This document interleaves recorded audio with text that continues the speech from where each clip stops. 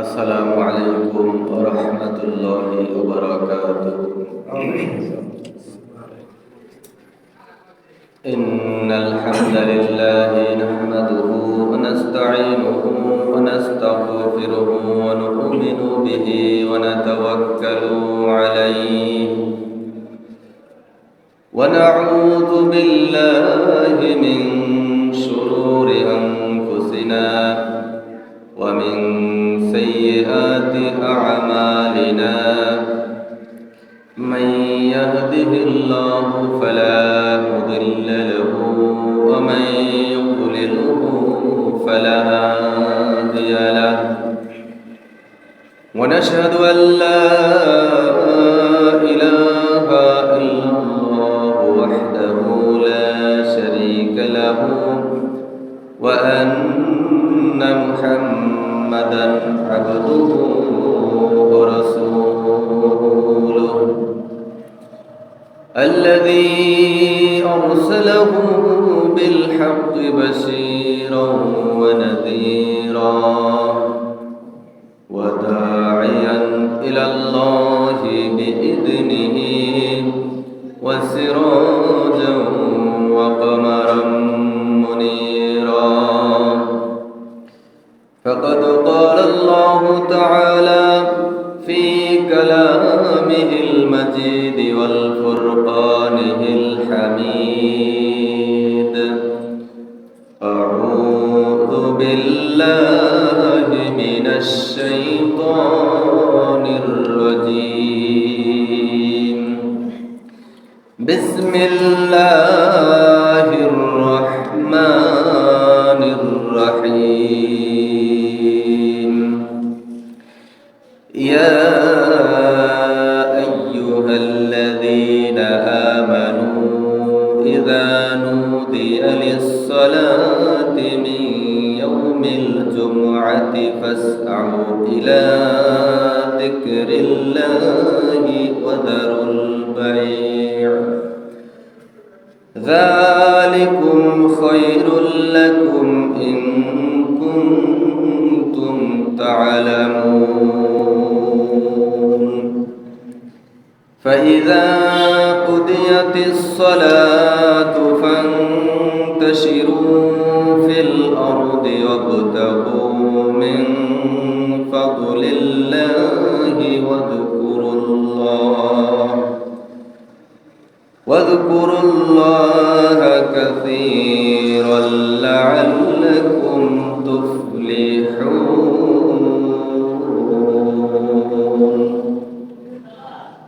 وقال تعالى إن الله وملائكته يصلون على النبي يا أيها الذين آمنوا صلوا عليه وسلموا تسليما اللهم صل على محمد وعلى آل محمد كما صليت على إبراهيم وعلى آل إبراهيم إنك حميد مجيد اللهم بارك على محمد وعلى آل محمد كما باركت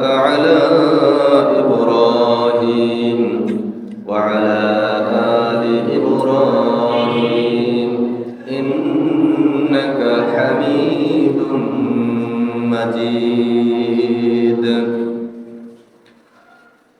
الحمد لله رب العالمين الصلاة والسلام على سيد الأنبياء وعلى آله وأصحابه أجمعين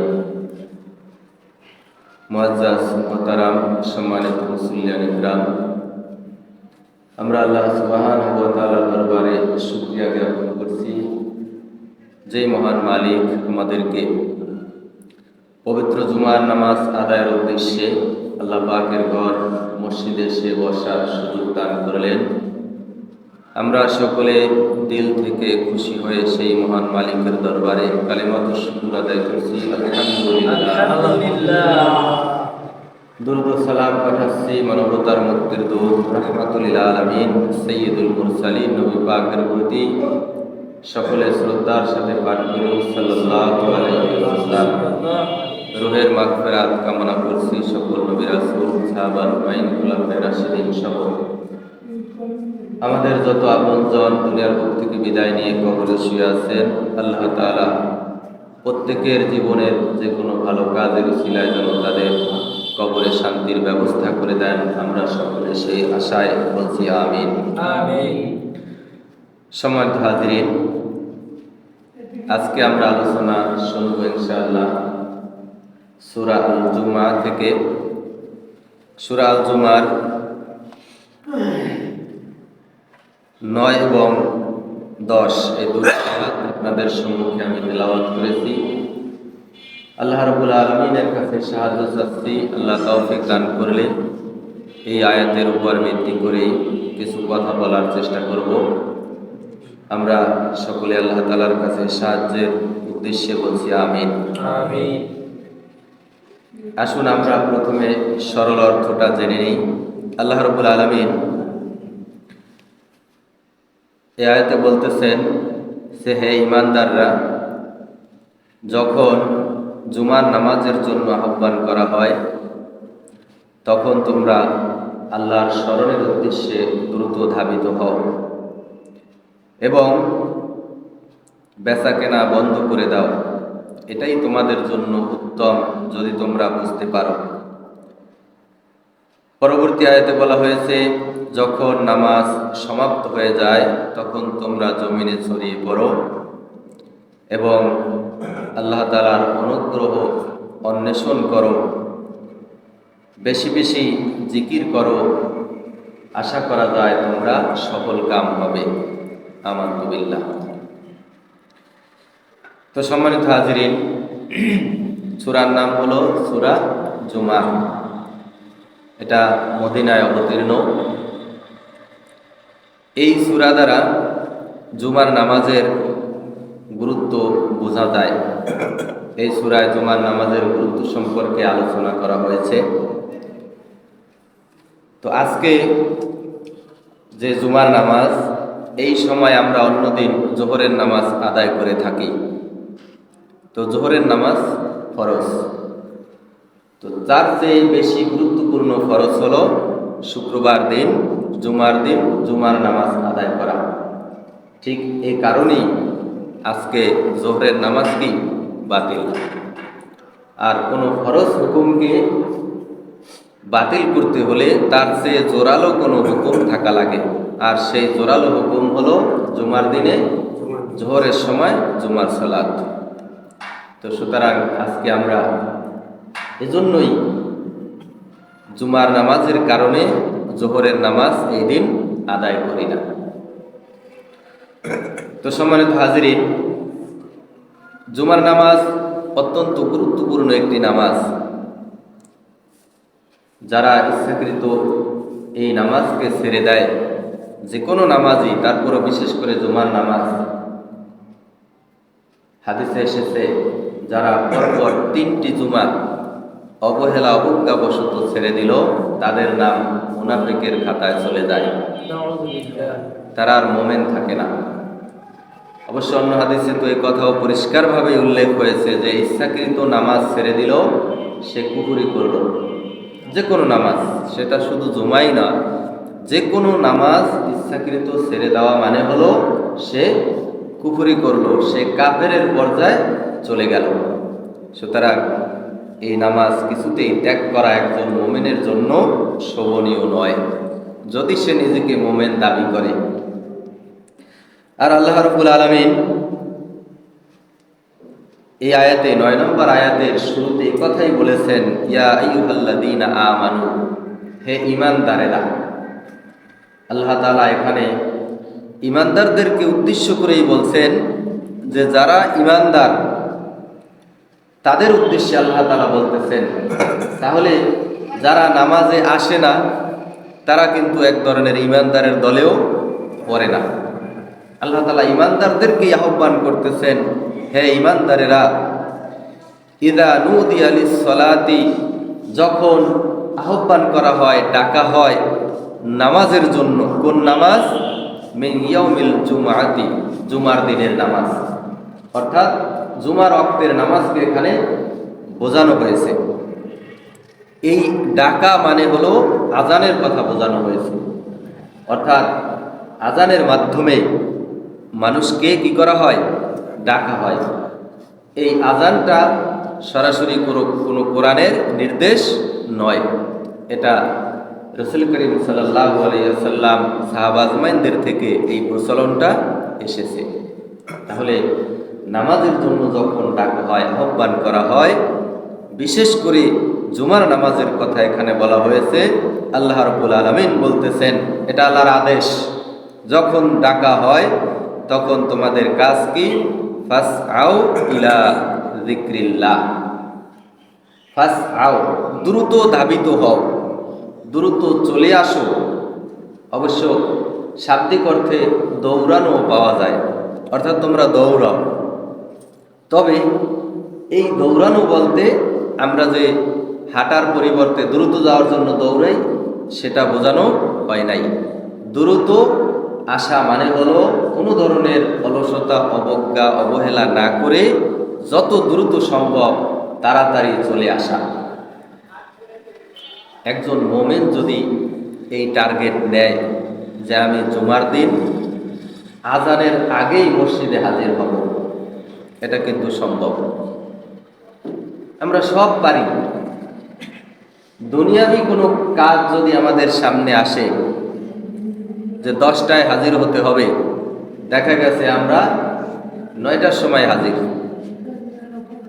প্রথম সিরিয়ালে সুযোগ পাওয়ার জন্য, অথবা যাতে করে আমার সুযোগটা মিস হয়ে না যায়, সেই আশায় আমরা কিন্তু আরো দ্রুত সেখানে হাজির হই।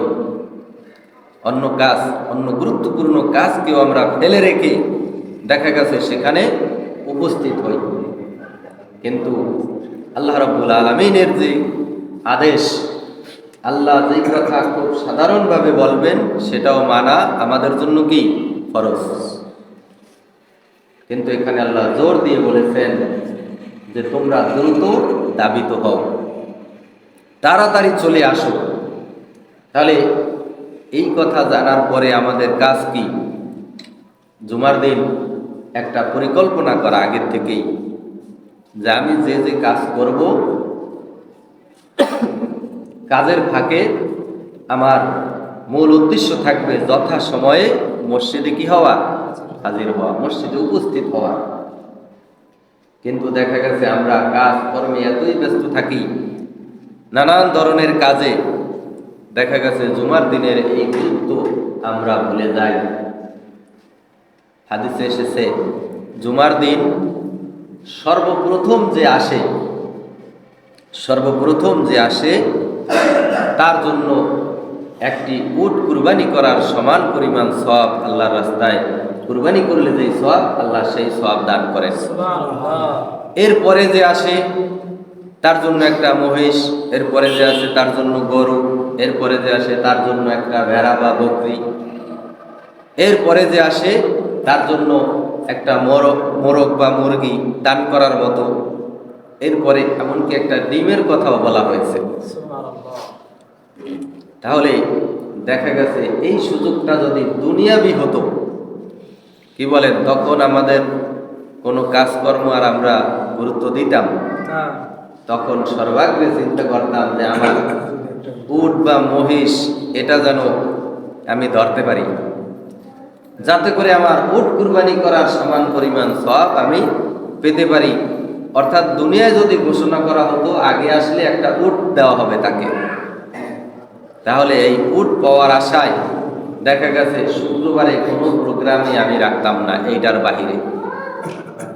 কিন্তু আল্লাহ রাব্বুল আলামিন আমাদের জন্য এই যে সুন্দর ব্যবস্থা করে রেখেছেন, এই উট কুরবানি করার সমান পরিমাণ সওয়াব আমরা কিয়ামতের দিন, সেই দিন আমাদের আমল নামায় দেখতে পাবো আল্লাহ চাহে তো। কিন্তু দেখা গেছে আমরা নগদে খুব বিশ্বাসী, বাকিতে আমরা নেই। সব সময় আমাদের দান্দা থাকে নগদ কি পাবো, এক পিস জিলেপির জন্য কিংবা এক টুকরা মিষ্টির আশায় অথবা যে কোনো একটু তাবারকের আশায় দেখা গেছে অনেকক্ষণ বসতে পারি। যদি নামাজের পর ঘোষণা করা হয় নামাজের পর দোয়া আছে, তো দোয়া থাকা মানেই কি একটু কোনো ব্যবস্থাও আছে। তখন যত সংখ্যক লোক বসে, যদি নামাজের পর ইমাম সাহেব ঘোষণা করেন যে বাকি নামাজের পরে সূরা ফাতিহা থেকে আলোচনা হবে কিংবা সূরা ফাতিহা মস্ক হবে, নামাজে ভুল হলে কি নামাজ হবে? এই জন্য যাতে ভুলকে শুধরে নেওয়া যায়, তেলাওয়াত যাতে শুদ্ধ করা যায়, সেই জন্য সূরা মস্ক হবে। তখন দেখা গেছে সেই পরিমাণ লোক পাওয়া যায় না। আমরা সব সময় দুনিয়ার পেছনে ব্যস্ত, যেটা আমার অনন্তময় জীবনের জন্য কল্যাণকর, সেখানে আমরা কিন্তু অনেক পিছিয়ে আছি। সম্মানিত হাজিরিন, আমাদের এই বিষয়গুলো খুব গুরুত্বের সাথে লক্ষ্য রাখতে হবে যে দুনিয়া ঠিক আছে, দুনিয়াও লাগবে, দুনিয়া বাদ দিয়ে আখেরাত হবে না, কিন্তু আমরা যেন আখেরাতকে ভুলে না যাই। দুনিয়াকে প্রাধান্য দিতে গিয়ে আখেরাতকে যেন আমরা ভুলে না যাই, এটা আমাদের সবসময় খেয়াল রাখতে হবে। তো সম্মানিত হাজিরিন, তাহলে দ্রুত আসা মানে হলো আমার সব কাজকর্ম ফেলে আমাকে খুব তাড়াতাড়ি চলে আসতে হবে, নামাজের জন্য মসজিদে তাড়াতাড়ি চলে আসতে হবে। এরপরে বলা হয়েছে কি ফাসআউ ইলা যিকরিল্লাহ, আল্লাহর স্মরণের উদ্দেশ্যে দ্রুত চলে আসো। আমরা অনেক সময় লক্ষ্য করা যায় যে জামাত যখন চলে তখন রুকু ধরার জন্য দৌড়দৌড়ি শুরু হয়ে যায়, বরং এটা নিষেধ করা হয়েছে। রাসূল করিম সাল্লাল্লাহু আলাইহি ওয়াসাল্লামের ইমামতিতে নামাজ হচ্ছিল, নামাজের পরে নবীজি সাহাবাজমানদের উদ্দেশ্যে বললেন যে নামাজের মধ্যে এই যে দৌড়ানোর শব্দ পাওয়া গেল, এটা কারা করেছিল? তো সাহাবাজমাইন সবসময় স্বীকার করতেন, সঠিক আর বেঠিক বিষয় না। নবীজি জিজ্ঞাসা করেছেন, তারা উত্তর দিতেন। আল্লাহ রাসূল সাল্লাল্লাহু আলাইহি ওয়াসাল্লাম নিষেধ করলেন যে নামাজে এরকম দৌড়দৌড়ি করা যাবে না। আগের থেকে প্রস্তুতি নাও, জানো আমি তাকবীরে উলার সাথে জামাত ধরতে পারি। এখন দেখা গেছে ইচ্ছা করে দেরি করে, হ্যাঁ অনিচ্ছায় হয়ে গেলে দেরি, সেটা ভিন্ন কথা, কিন্তু অনেক সময় আমরা অবহেলা অবজ্ঞাবশত দেরি করি। আজান হয়ে গেছে তারপরও বসে থাকি। আমরা সাধারণত জানি যে আজানের 15 মিনিট পর জামাত অনুষ্ঠিত হয়ে থাকে, সুতরাং আজান কানে আসার পরে আমার জরুরাত সেরে ওযু সেরে আসতে কতটুকু সময় লাগে এটা তো আমার একটা আন্দাজ হয়ে যায় বিভিন্ন দিন আসার কারণে। তারপরও দেখা গেছে অলসতা করি, এরপরে মসজিদে আছি, কথা বলতেছি, এদিকে জামাত শুরু হয়ে যাচ্ছে, আমরা ধরেই নেই রুকু থেকে পাইলেই তো পাইলাম, কিন্তু এটাও কি অবহেলা, এটাও ঠিক না। আপনাকে তাড়াতাড়ি আসার চেষ্টা করতে হবে। তো এই তখন দৌড়দৌড়ি করা ঠিক না। রুকু ধরার জন্য আপনাকে দৌড়দৌড়ির অর্থ হবে প্রস্তুতি নিয়ে আগে ভাগেই আসার চেষ্টা করা। তো সম্মানিত হাজিরিন, আল্লাহ বলতেছেন কিসের দিকে দৌড়াবা? ফাসআউ ইলা যিকরিল্লাহ, আল্লাহর স্মরণের উদ্দেশ্যে। তাফসিরে এসেছে এই স্মরণ অর্থ হলো খুতবা। এই স্মরণকে এখানে খুতবা বলা হয়েছে, অর্থাৎ যখন খুতবা শোনার উদ্দেশ্যে তুমি দ্রুত চলে আসো, কারণ খুতবা থেকেই তুমি এলেম অর্জন করতে পারবে, কোরআন হাদিস থেকে জ্ঞান লাভ করতে পারবে, মাসলা মাসাইল শিখতে পারবে, আমল করা তোমার জন্য সহজ হবে। আমরা এখানে অনেক গাফেল আছি, অনেকে করি 2 রাকাত পেলেই তো হলো। আর এমন সুন্দর কিছু লোকের অভ্যাস হয়ে গেছে, ফরজ শেষ মসজিদ থেকে অর্ধেকের মতো মানুষ বের হয়ে যায়। এর সঠিক কারণ আমি আজকে পর্যন্ত খুঁজে পাই নাই। জানার চেষ্টা করেছি, বোঝানোর চেষ্টা করেছি, বিভিন্ন সময় এখানে দাঁড়িয়ে বলেছি, হ্যাঁ, তবে যদি কেউ বাড়িতে গিয়ে পড়ে আলহামদুলিল্লাহ, অসুবিধা নেই।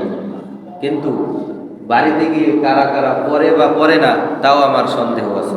যাই হোক, তারপর সন্দেহ না করা ভালো। কিন্তু মসজিদ থেকে বের হয়ে নানা ধরনের গল্প গুজব, যারা নামাজ পড়তেছে তাদের অসুবিধা ঘটায় তারা, এর কোনো সঠিক কারণ আমার বুঝে আসে না। তাহলে আমাদের খুতবা থেকে, আলোচনার শুরু থেকে শোনা আমাদের জন্য জরুরি। সেইভাবেই আমাদের মানসিক প্রস্তুতি থাকা উচিত যে শুক্রবার তো আর হঠাৎ করে আসে না, যারা আমি টের পাই নাই কখন শুক্রবার শুরু হয়ে গেল, জুমা কখন শুরু হয়ে গেল আমি জানতে পারি নাই, না এমন তো না ব্যাপারটা। আপনি এখন যদি ইচ্ছা করেন আগামী 100 বছর পর কয় তারিখে জুমা হবে তা বের করা সম্ভব না? কঠিন এটা। আগামী জুমা কয় তারিখে হবে? জুমা তো জুমার দিন শুক্রবার, ঠিক আছে, কিন্তু সেটা কত তারিখ হবে এটা কি আমরা জানি না? আজকে 7 তারিখ, আজকে 7 তারিখ, তাহলে আগামী জুমা হবে হ্যাঁ আজকে 6 তারিখ, তাহলে আগামী জুমা হবে 6 আর 7 13, নাকি 13 তারিখ। এইটা বোঝা কি কঠিন? তাহলে আমরা প্রস্তুতি যদি আমাদের থাকে তাহলে সম্ভব, অবশ্যই সম্ভব।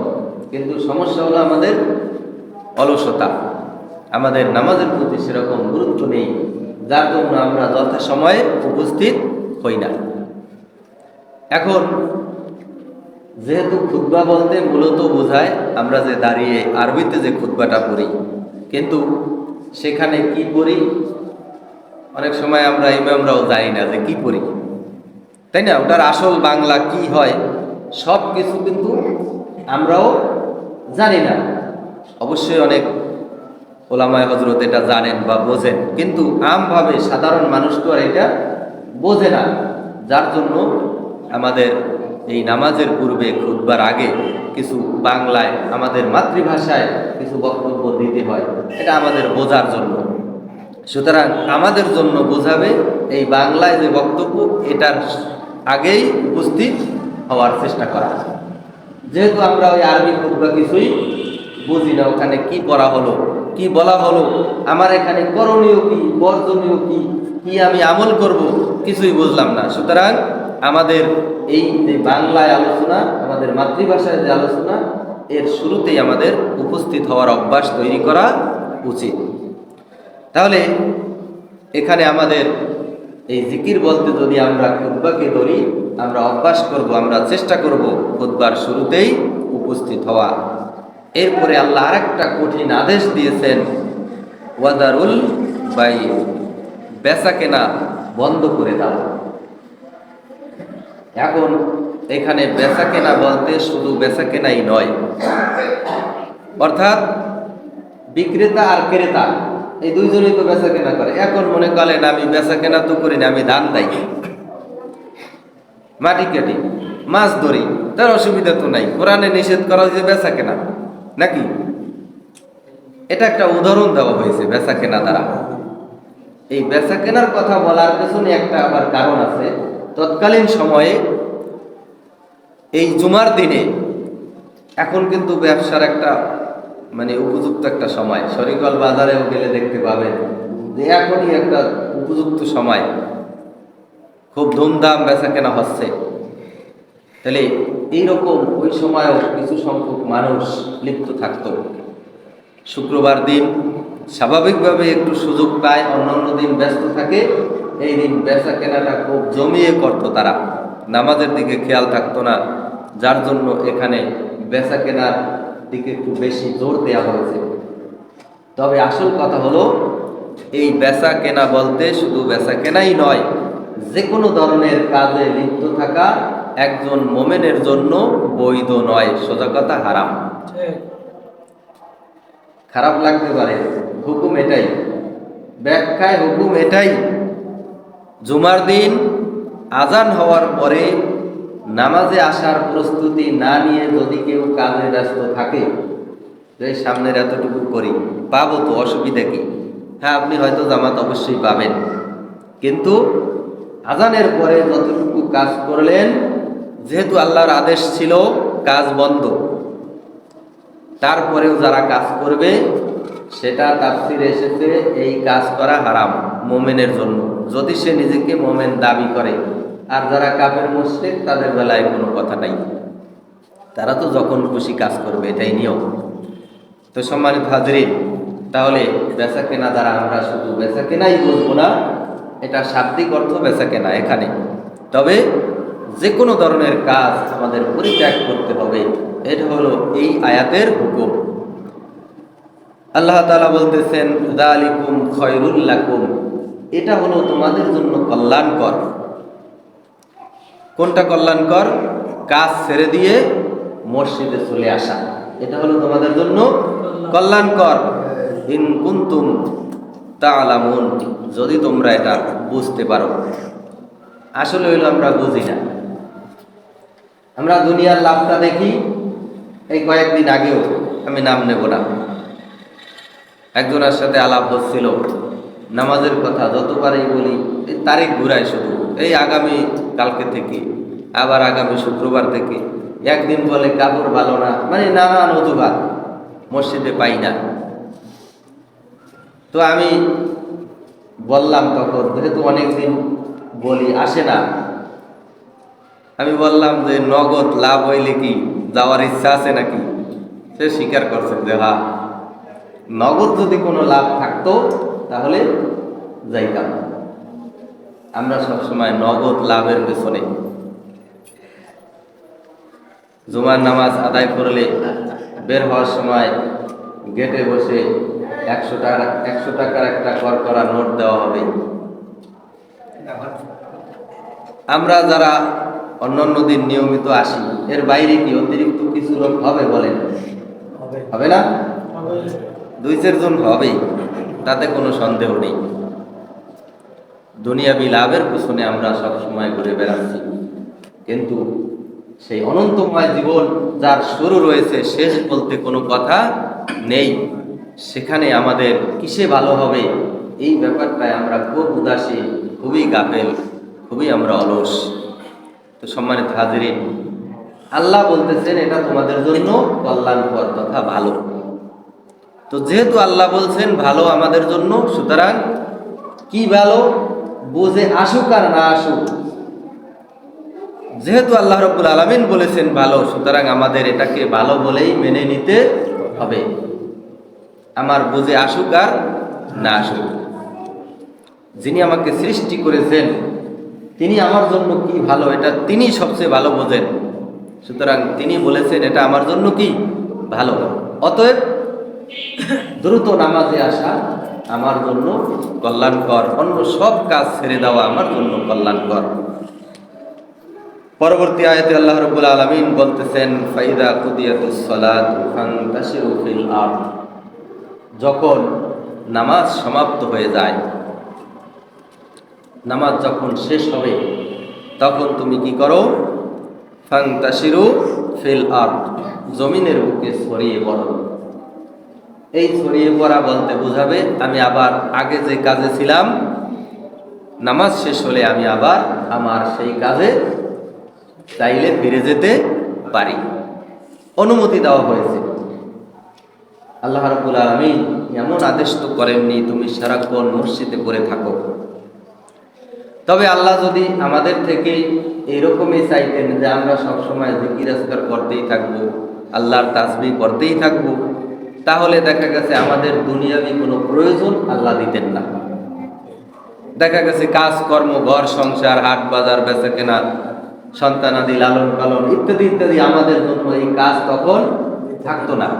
যেমন ফেরেশতাদেরকে আল্লাহ নিযুক্ত করেছেন, তাদের কাজই হইল আল্লাহর তাসবিহ ঘোষণা করা।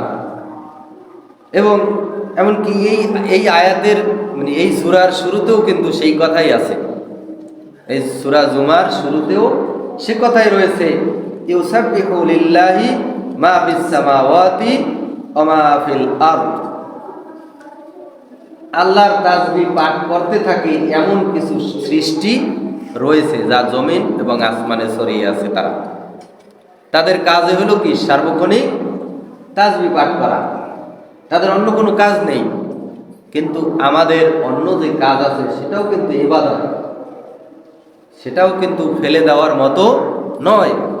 আমরা চাকরি করব ইবাদত, ব্যবসা বাণিজ্য করব ইবাদত, জমিতে কাজ করব ইবাদত, যা করব, স্ত্রী পুত্র পরিজনের জন্য কাজ করব, হাটে বাজারে যাব, সবগুলোই কি ইবাদত।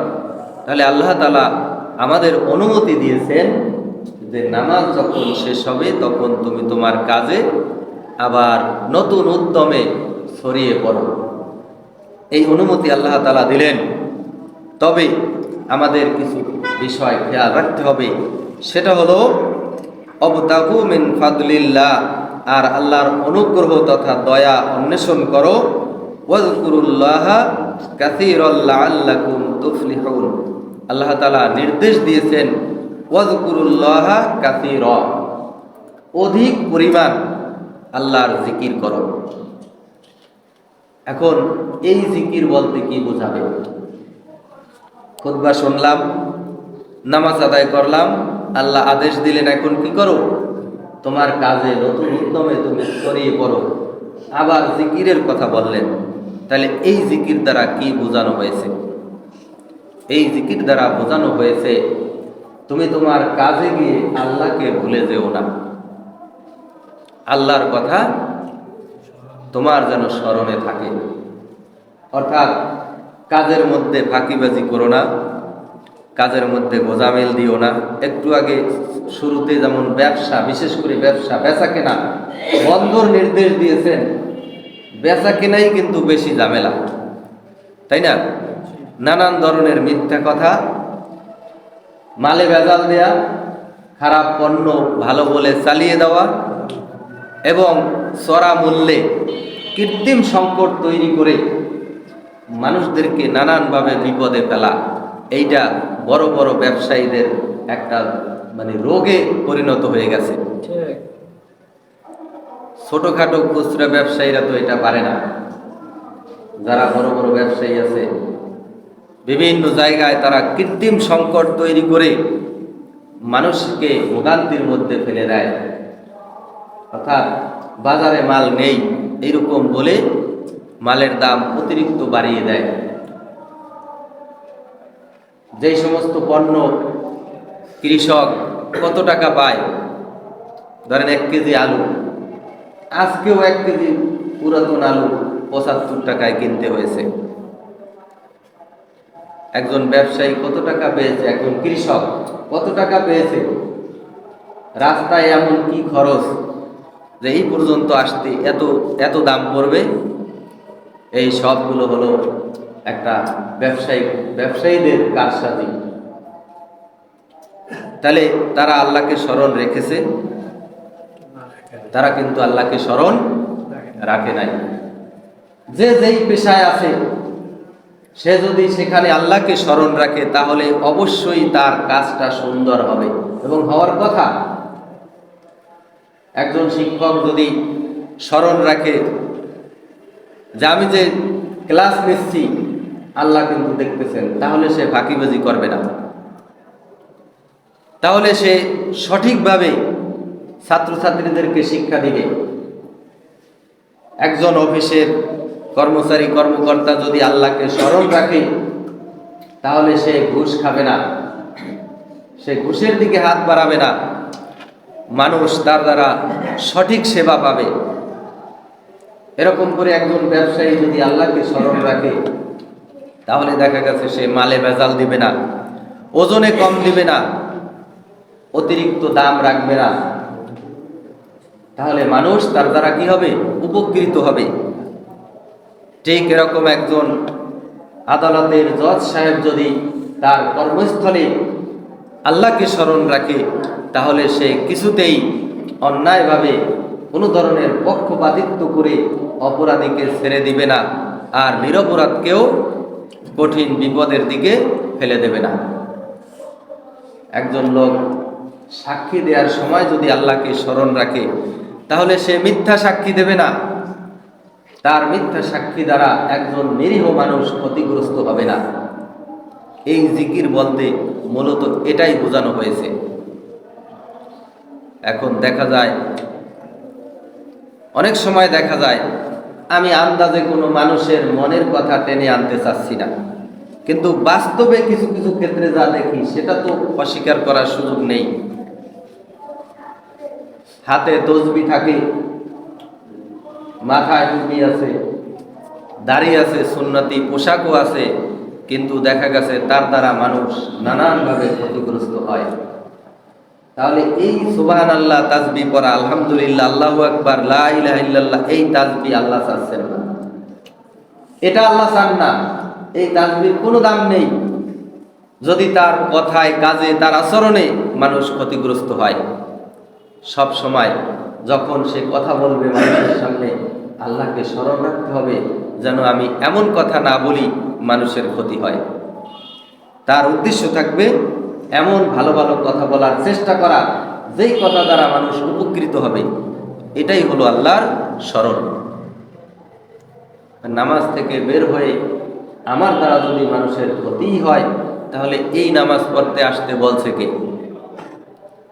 এমন নামাজের নির্দেশ আল্লাহ দেন নাই। এই নামাজই আল্লাহ পছন্দ করেন না। এরা হলো ফাওয়াইলুল লিল মুসাল্লিন, ওই সমস্ত নামাজের জন্য অভিশাপ, বা নামাজ ধ্বংস, নামাজ বদদুয়া করে, অভিশাপ দেয়, যারা কিনা আল্লাযীনা হুম ইউরাউন, যারা মানুষকে দেখাবার উদ্দেশ্যে নামাজ আদায় করে। অনেক নামাজি আছে, নামাজে আসে এজন্যই যে মানুষ আমাকে নামাজি বলবে। আবার অনেক নামাজি আসে যে না গেলে কেমন দেখায়। এইরকম নামাজি আল্লাহ কিন্তু চাচ্ছেন না। আল্লাহ চান এমন নামাজি, যেহেতু আল্লাহ নিশ্চয়তা দিয়েছিলেন ইন্নাস সালাতা তানহা আনিল ফাহশাই ওয়াল মুনকার, নিশ্চয়ই নামাজ মানুষকে অন্যায়, অশ্লীল তথা সব ধরনের খারাপ কাজ থেকে বিরত রাখবে। আল্লাহ খুব জোর দিয়ে বলেছেন, আল্লাহ নিশ্চয়তা দিলেন, অথচ দেখা গেছে নামাজির সংখ্যা কোনো অংশে কম না, কিন্তু অন্যায়, অশ্লীলতা, বেহায়াপনা, সব ধরনের খারাপই আমাদের সমাজে রন্ধ্রে রন্ধ্রে ছয়লা। তাহলে এগুলো কারা করে? ফেরেশতারা করে আসা। এই যে আমরা মুসল্লি রূপ ধারণ করেছি, ভণ্ডামি, এই সমস্ত লোকেরাই এইগুলো করে। আজকেও আমাকে একজন খুব আফসোস করে বললেন, এক ভদ্রলোক অনেক কয়েক বছর ধরে ঘুরতেছে, তার একটা জমি রেকর্ড করাবে, সেই জন্য যেখানে যায় সেখানে ঘুষ, যেখানে যায় সেখানে দুর্নীতি। আমি জায়গার নাম নিচ্ছি না। বলছে ইউনিয়ন পর্যায়ে টাকা দিয়েছি, কাজ হয় নাই, কিছুদিন পর গিয়ে শুনি আমার ফাইলই নেই, ফাইল খুঁজে পায় না, টাকা তো খাওয়া শেষ। অথচ ওই জন্য ওই ভদ্রলোককে বেতন দেয়া হচ্ছে, সরকার বেতন দিচ্ছে। তাহলে সে কি আল্লাহকে স্মরণ রেখেছে? অথচ লোকটা আফসোস করে এ কথাও বলল যে ভাই সুন্দর দাড়ি আছে, কপালে নামাজের দাগও আছে। তাহলে এই নামাজ কি কাজে লাগলো? নামাজের পর যে স্মরণ রাখা আল্লাহকে, এটা তো সে স্মরণ রাখে নাই। যদি স্মরণ রাখতো তাহলে তার দ্বারা এই কাজ হতো না। এরপরে এমনকি উপজেলা পর্যায়ে, এমনকি জেলা পর্যায়েও সে লোকটা হয়রানির শিকার, আমাকে বলল খুব দুঃখ করে। অথচ যেই যেই জায়গায় সে টাকা দিয়েছে বা যেই যেই লোকের কাছে গেছে, একজনও অমুসলিম না। আপনি আমি অমুসলিমকে কখন দোষ দেব বলেন? আমাদের ঘরেই তো ঠিক নাই, আমরা মুসলমানই তো মুসলমানের জায়গায় নেই। অমুসলিমকে বলবো কখন? বলার তো সুযোগ নেই। আজকে মুসলমান যদি মুসলমানের জায়গায় ঠিক থাকতো, তাহলে অল্প কিছু, আমাদের দেশে খুব সামান্য কিছু অমুসলিম রয়েছে বিভিন্ন ধর্মের, তা হতে পারে সর্বোচ্চ 7.5 থেকে 8%। বাকি 92% অন্তত কালেমায় বিশ্বাসী মুসলমান। আদমশুমারিতে যাদের নাম পাবেন আপনি মুসলমান, যাদের ধর্ম মুসলিম বলে তারা স্বীকৃতি দেয়, তাহলে এই 92% লোক যদি সৎ হতো, ভালো হতো, ন্যায়পরায়ণ হতো, বাকি 8% লোক যাবে কোথায় সৎ না হয়ে বলেন? অবশ্যই তারাও সৎ হতো। আজকে আমাদের দেশে যে বিশৃঙ্খলা, এর জন্য শুধু অমুসলিমরাই দায়ী না, এক শ্রেণীর মুসলমান কুলাঙ্গার তারাও দায়ী। তারাই তাদেরকে এই সাহস দিয়েছে, এই সুযোগ করে দিয়েছে। সেই সমস্ত মুসলমানেরা যদি এই সুযোগ করে না দিত, তাহলে আজকে অমুসলিমরা এত বড় একটা ঝামেলা পাকাবার সুযোগ পেত না। আমরা আজকে মুসলমানের জায়গায় ঠিক নেই। তাহলে কিসের নামাজ আমরা পড়ি, কিসের রোজা রাখি, কিসের হজ জাকাত বা ইত্যাদি ইত্যাদি আনুষ্ঠানিকতা পালন করি?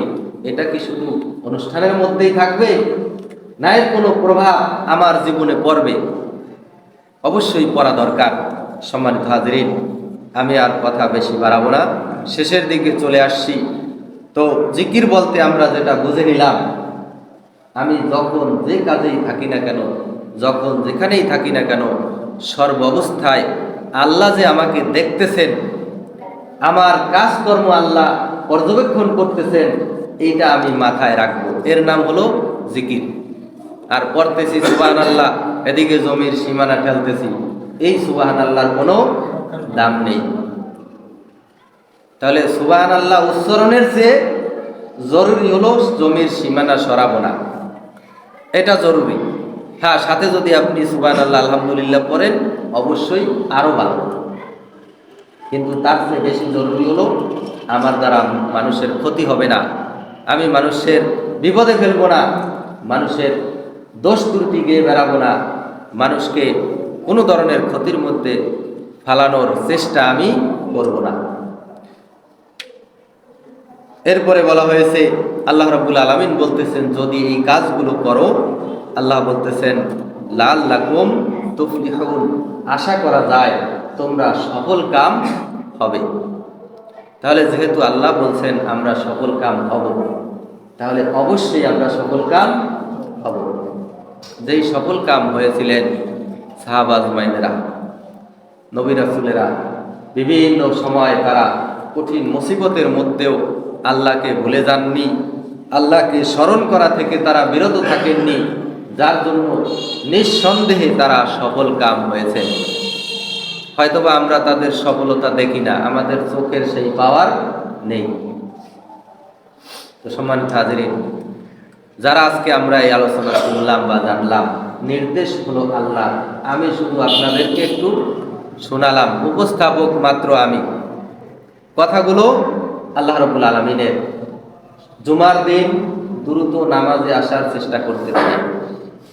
আমার মূল প্রোগ্রাম থাকবে যে আমি জুমায় যথাসময়ে যাব। অন্যান্য দিনও আসবো, যেহেতু এই আয়াতে জুমার আলোচনার জন্য জুমার কথাই বেশি বলা হয়েছে। আমার সব কাজ এই দিন বাতিল। যেখানে যাই মসজিদে আগে হাজির হওয়ার চেষ্টা করব, এটা আমার প্রধান কাজ। আর যে যেই কর্মে আছি না কেন, যে যে পেশায় আছি না কেন, সেখানে আমি আল্লাহর জিকির ভুলে যাব না। আল্লাহকে সর্বক্ষণ মনে রাখবো, আল্লাহর কথা মাথায় রেখে আমরা সমস্ত কাজকর্ম সম্পাদন করার চেষ্টা করব। আল্লাহ রাব্বুল আলামিন আমাদের সবাইকে এই তৌফিক দান করুন। আল্লাহ তাআলার কাছে ভুল ত্রুটি ক্ষমা চাচ্ছি। যতটুকু আলোচনা হলো, এর মধ্যে যা কিছু আমাদের আমল করা দরকার, আল্লাহ রাব্বুল আলামিন আমাদের সবাইকে যেন আমল করার তৌফিক দান করেন। আমিন।